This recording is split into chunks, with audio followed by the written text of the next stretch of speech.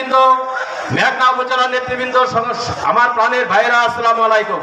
আমি প্রথমেই এই মাহে রমজান মাস উপলক্ষে হোমনা উপজেলা বিএনপির পক্ষ থেকে এবং আমাদের নেতা অধ্যক্ষ সেলিম মিয়ার পক্ষ থেকে আপনাদের রমজানের মোবারকবাদ জানাই এবং শুভেচ্ছা জানাই। রমজান মাস পবিত্রতার মাস। এই মাসে আমাদের জননেতা জনাব তারেক রহমান নির্দেশ দিয়েছেন যে মানুষকে আস্থায় রাখতে হবে এবং যে কোনো মূল্যে মানুষের আস্থায় আমাদেরকে থাকতে হবে। এমন কোনো কাজ আমাদের বিএনপি কর্মী হিসাবে, শহীদ জিয়ার সৈনিক হিসাবে আমাদের করা উচিত হবে না।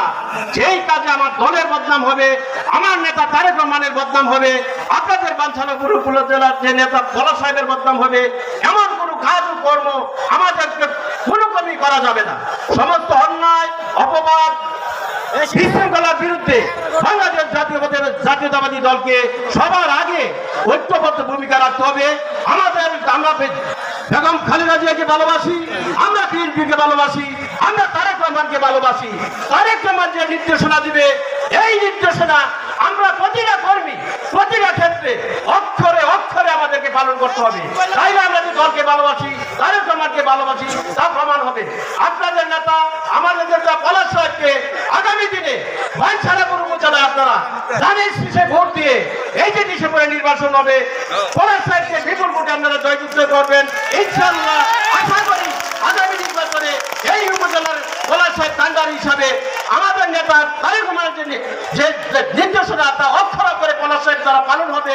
আপনাদের সকলকে ধন্যবাদ জানিয়ে, আমাকে বক্তব্য দেওয়ার সুযোগ করে দেওয়ার জন্য ধন্যবাদ জানিয়ে, এই মঞ্চের নেতৃবৃন্দকে ধন্যবাদ জানিয়ে সকলের সুস্বাস্থ্য দীর্ঘায়ু কামনা করে আমার বক্তব্য শেষ করছি।